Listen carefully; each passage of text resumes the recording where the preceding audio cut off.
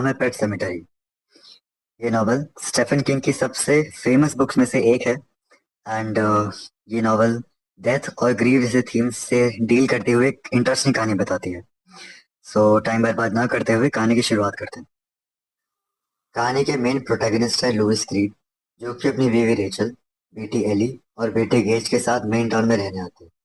Louis Chicago का एक doctor है, जिसे यूनिवर्सिटी ऑफ मेन में डायरेक्टर के रूप में अपॉइंट किया जाता है। क्रीड फैमिली मेन सिटी में अपनी लाइफ की नई शुरुआत करने के लिए काफी जीलस होते हैं। मेन सिटी में वो एक बड़े से घर में सेटल होते हैं, पर उनके घर के पास एक बिजी रोड होती है जहाँ पे दुर्घटना होने के काफी खतरे बने रहते हैं। सेटल होने के कुछ टाइम बाद रीड फैमिली अपने पड़ोसी जट कैंडल से मिलते हैं। जट कैंडल एक दयालु और बुजुर्ग आदमी है। कुछ मुलाकातों के बाद रीड फैमिली की जट कैंडल के साथ काफी अच्छी बॉन्डिंग हो जाती है। इनफैक्ट जट लुइस के लिए एक फादर फिगर जैसा हो जाता है। एक बार जट उन्हें उनके घर के पीछे मौजूद एक रहस्यमय जगह के बारे में बताते हैं, जहाँ एक सेमेटरी यानी कि कब्रिस्तान की ओर जाने वाला रास्ता है। जट क्रीड फैमिली को जंगल के अंदर एक छिपी हुई जगह पर ले जाते हैं, जिसे पेट सेमेटरी कहा जाता है। यहाँ लोग कई जनरेशन से अपने पालतू जानवरों को दफनाते आ रहे हैं। ये कब्रिस्तान डरावना और उदास माहौल पैदा करने वाला है। ये देखकर एली बहुत घबरा जाती है और उसे मौत का डर सताने लगता है। इसके चलते लुइस और रेचल के बीच में काफी बहस भी हो जाती है।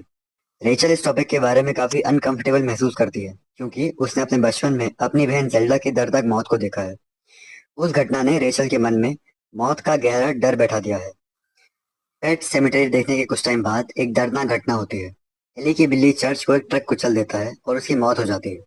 लुइस को एली को यह बात बताने में बहुत डर लगता है, क्योंकि उसे पता है कि चर्च की डेथ से एली को बहुत गहरा सदमा और दुख मिलेगा।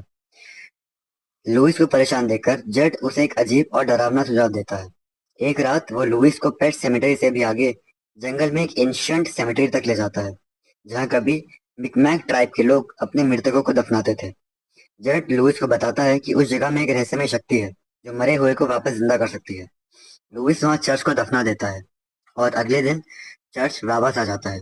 लेकिन अब वो पहले जैसा नहीं रहा। उसके शरीर से मिट्टी और सड़न की बदबू आती है। उसकी चाल धीमी हो गई है और उसका बिहेवियर काफी अजीब हो गया है। वो जिंदा तो है, लेकिन अब उसमें पहले जैसी वो अपनापन और मासूमियत नहीं रहा। कहानी में एक ट्रैजिक मोड़ तब आता है जब लुइस के बेटे गेज की एक ट्रक से टकरा जाने के कारण मृत्यु हो जाती है। गेज की डेथ से पूरी क्रीड फैमिली दुख और शोक में डूब जाती है। खास करके रेचल अपने बेटे की डेथ से कोप करने में काफी स्ट्रगल करती है। लुइस भी अपने बेटे को खो देने के कारण दुख से टूट जाता है। इस समय लुइस को पेट सेमेट्री का ध्यान आता है, जहाँ चर्च को दफना देने के कारण चर्च वापस आ गया था। लुइस को लगता है कि अगर वो अपने बेटे को पेट सेमेटरी में दफना देगा, तो शायद उसका बेटा भी वापस आ जाएगा। हालांकि जड लुइस को ऐसा करने से बार बार रोकता है, पर फिर भी लुइस गेज को पेट सेमेटरी में दफन करने का मन बना लेता है। वो रेचल और एली को शिकागो भेज देता है और खुद गेज की डेड बॉडी को पेट सेमेटरी में दफन कर देता है।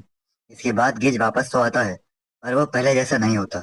गेज अब एक इनोसेंट बच्चा नहीं, बल्कि एक वॉयलेंट क्रीचर बन जाता है। जीवित हुआ गेज सबसे पहले जड क्रैंडल की हत्या करता है। इसी बीच रेचल को बहुत अजीब प्रेमोनिशन होने लगते हैं और इसके कारण वो शिकागो से मेन वापस आने का मन बना लेती है। लेकिन जब तक वो मेन पहुंचती तब तक बहुत देर हो चुकी होती है। गेज रेचल की भी हत्या कर देता है। अल्टीमेटली लुइस को अपने किए की भयानक सच्चाई का सामना करना पड़ता है। वो चर्च और गेज को मार देता है, पर इन इंसिडेंट्स के बाद भी वो पेट सेमेटरी की रियलिटी को एक्सेप्ट नहीं कर पाता। लास्ट में वो रेचल के डेड बॉडी को भी पेट सेमेटरी में दफना देता है, इस उम्मीद में कि शायद रेचल भी जिंदा होकर वापस आ जाएगी। नॉवल के लास्ट पेजेस में लुइस अपने घर में बैठकर रेचल के लौटने का वेट करता है और लास्ट में रेचल लौट आती है। लेकिन अब वो भी नॉर्मल नहीं रही। चर्च और गेज की तरह वो भी वॉयलेंट हो गई है।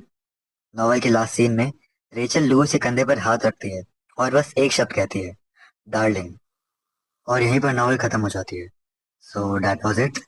एंड अगर आपको ये वीडियो पसंद है, so kindly do like share and subscribe to the channel. Thank you.